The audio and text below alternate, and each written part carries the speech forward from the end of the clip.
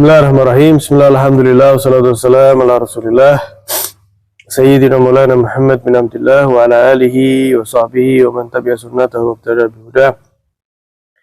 Qala Sayyidil Imam Al-Arif Billah bin Athaillah Sakandari rahimahullah rahmatul abrar wa amadana bimadadil wafir fid darain amin.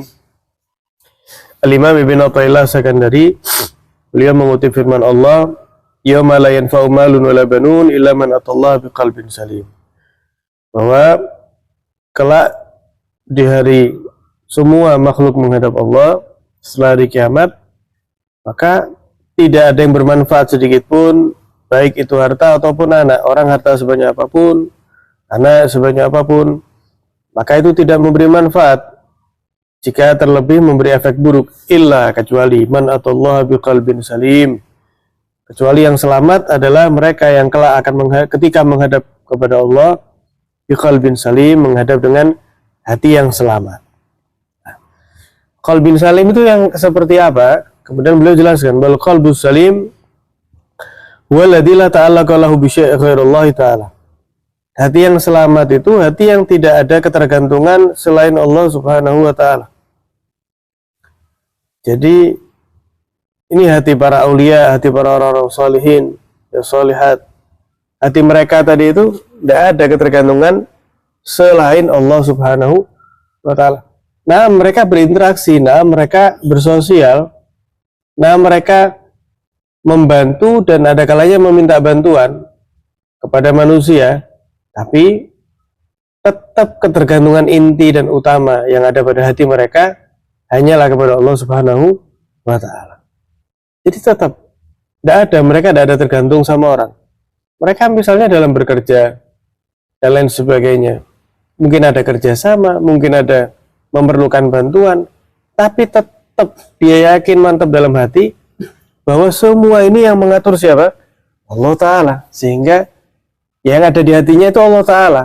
Gitu loh. Adapun selain Allah, siapapun, orang tua kita, guru kita, teman kita, semua ini tidak lain melainkan hanya wasilah yang digerakkan oleh Allah Subhanahu wa ta'ala. Nah, beliau juga mengutip firman Allah, "Walaqad ji'tumuna furada." Bagaimana Allah Ta'ala menggambarkan kelak ketika orang-orang tadi itu datang kepada Allah, yang muslim dan yang kafir. Nah, Allah mengatakan kepada orang-orang yang enggak beriman sama Allah, "Walaqad ji'tumuna furada." Loh, kamu ini sekarang datang kepadaku sendiri-sendiri. Kama khalaqnakum awwala marrah, sebagaimana aku ciptakan kalian pun sendiri-sendiri, satu persatu. Wa taraktum ma khawalnakum min wara'a dhuhurikum. Kalian meninggalkan apa yang kalian kira tadi itu daripada yang bisa membantu kalian pertuhankan daripada patung. Ternyata kalian tinggalkan. Lu mana ada itu patung yang kalian sembah ini? Mana ada kok sendirian? Kalian selama hidup di dunia mengira itulah Tuhan kalian yang akan membantu memberi keselamatan. Loh, mana itu sekarang? Wa ma nara ma'akum syufa'aukum alladzina za'amtum annahum fikum syuraka. Kalian meninggalkan syuraka, serikat-serikat kalian, yaitu tadi yang bisa kalian pertuhankan, kalian kira itu bisa memberi pertolongan. Mana? Laqad taqatta'a bainakum wa dhalla ankum ma kuntum tas'umun. Malaikat telah terputus sama kalian itu. Dan kalian telah tersesat dari apa yang kalian duga selama hidup di dunia. Yang kalian sembah itu selain Allah, yang kalian kira itu juru selamat dan lain sebagainya, mana? Putus, sudah ada. Kalian ini sudah masuk alam akhirat. Ya, itu alam dunia dan ada dalam khayalan kalian, tidak ada. Sudah terputus. La ilaha illallah. Yufhaminhu, bisa difahami dari ayat tersebut, kata beliau, annahu la yasluhu maji'uka ilallah wal wusul ilaih illa idza kunta furadan mimma siwa. Allah tadi kan menyatakan apa? Walaqad ji'tumuna furada. Sangat indah sekali ini. Ini Allah Ta'ala menggambarkan bagaimana orang itu datang kepada Allah kelak itu mempertanggungjawabkan satu-satu masing-masing. Tapi Imam Ibn Athaillah di sini beliau memiliki pemahaman yang lebih jeli. Beliau memiliki pemahaman ini menunjukkan bahwa orang itu nggak mungkin bisa sampai kepada hadratullah, dekat dengan Allah, bahkan sampai diantara mereka jadi wali min auliyaillah, kecuali kalau dia tadi itu datang kepada Allah dengan kesendirian. Ya. Furadan mimma siwah, maksudnya apa? Kesendirian tidak ada dalam hatinya ini selain Allah Subhanahu wa ta'ala. Entah itu jabatan, entah itu harta, entah itu apapun. Tapi kalau ada yang dia pertuhankan, misalnya jabatan, ya berarti dia nggak furoda. Atau misalnya ada yang diharapkan daripada harta, terus gara-gara dia berharap harta tersebut, dia gantungnya bukan sama Allah, tapi sama orang. Nah, berarti ini bukan furoda. Furoda itu betul dia menjadi orang yang hur, bebas, tidak ada keterikatan apapun selain Allah Subhanahu wa ta'ala. Karena tadi itu dia memahami betul bahwa semuanya ini siapapun, orang tua, guru, misalnya mertua, istri, teman, semua ini hatinya di genggaman siapa? Allah Ta'ala. Nah, kalau orang ngejar-ngejar orang-orang tersebut tapi Allahnya nggak dikejar, ya keliru. Tapi kalau dia mengejar Allah dengan berhubungan baik kepada mereka, Allah yang akan mengatur mereka tadi. Bagaimana Allah dikatakan apa? Orang-orang tadi itu yang beriman kepada Allah dan beramal soleh, maka Allah akan berikan kepada mereka hayatan thayyibah, hidup yang enak, hidup yang harmonis. Seperti itulah orang nggak bisa menjadi orang yang soleh, yang dekat sama Allah, bahkan menjadi wali min auliyaillah, kecuali kalau misal dia sendiri. Dalam firman yang lain, beliau mengutip firman Allah, alam yajidka yatiman fa'awa.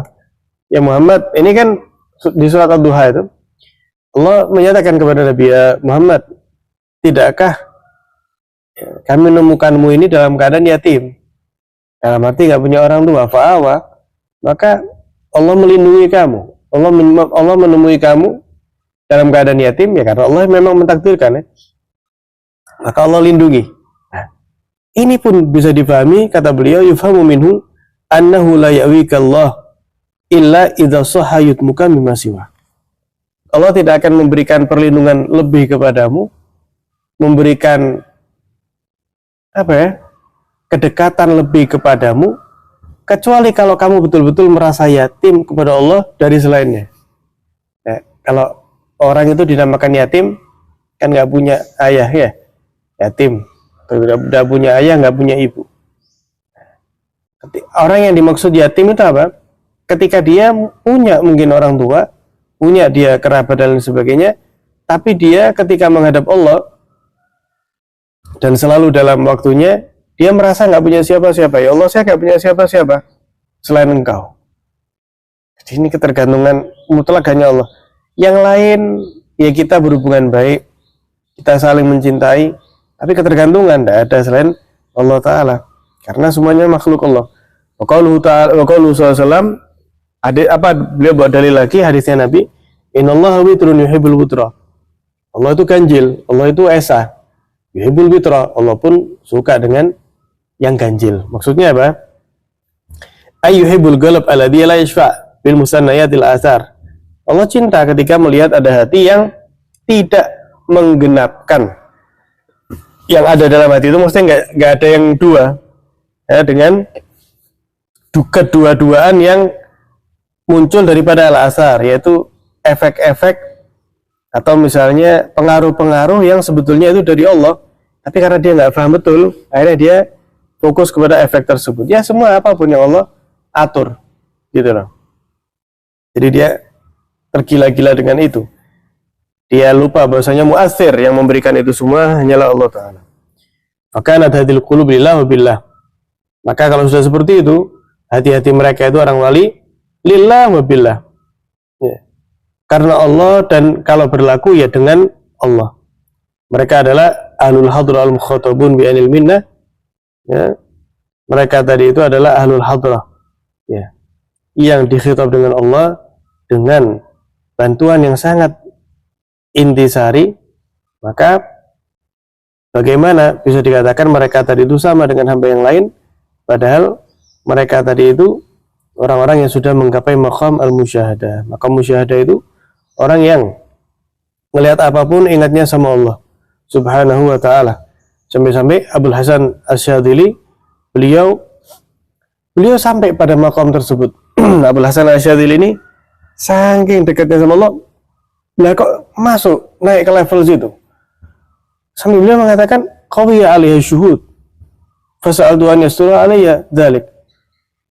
Saya ini sampai pada level tersebut ternyata sangat kuat sekali, sampai saya minta sama Allah untuk ditutup saja ya Allah. Tidak kuat Abul Hasan Asyadzili. Nah, akhirnya ada suara yang sampai kepada beliau mengatakan, ya Abul Hasan, seandainya kamu minta apa yang diminta oleh Nabi Musa atau Nabi Isa atau Nabi Muhammad SAW, ya Musa kalimu wa Isa ruhu wa Muhammad habib wa sofiyo, lam yafal, maka Allah nggak akan berikan. Walakin salhu an yukawwika. Jadi ya Abul Hasan, kamu jangan minta itu ditutup sama Allah, tapi kamu minta supaya kamu dikuatkan untuk bisa menyaksikan musyahadah tersebut. Nah, fasa'altuhu, maka saya memohon sama Allah untuk dikuatkan di maqam musyahadah. Fasa'a faqawwani, maka Allah Subhanahu wa taala menguatkan saya. Mudah-mudahan ya kita dijadikan oleh Allah Subhanahu wa taala hamba-hamba ya, berkat mereka para aulia khususnya Abdul Qadir dan para aulia yang ada di makam ini, menjadi hamba-hamba yang hatinya selamat, hati-hati yang ketergantungan inti hanya kepada Allah Subhanahu wa taala, sehingga ketika kelak kembali kepada Allah setelah sehat walafiat dan umur panjang dalam keadaan qalbun salim, Allah ridha kepada kita, amin ya rabbal alamin. Sallallahu alaihi wasallam Muhammadin wa ala alihi alhamdulillahi rabbil alamin.